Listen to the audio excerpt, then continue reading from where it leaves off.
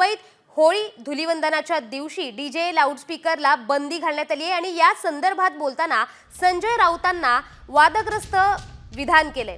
पण पर्यावरणाची काळजी आहे तर महाकुंभमध्ये गंगा नदीत स्नान करायला का दिलं असा सवाल आता संजय राऊतांनी केलाय। दरम्यान संजय राऊत नेमकं काय म्हणाले आहेत पाहूयात। कॉमस्कोर नुसार आता isakal.com आहे देशातील नंबर 1 ची मराठी न्यूज वेबसाईट।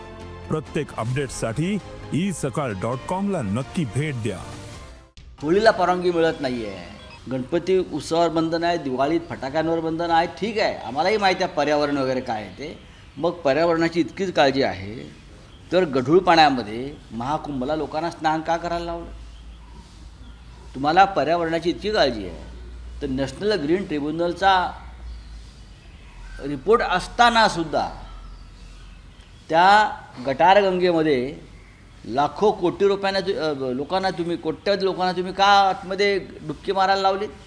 आणि महाराष्ट्रात तुम्ही आम्हाला पर्यावरणाच्या गोष्टी सांगता।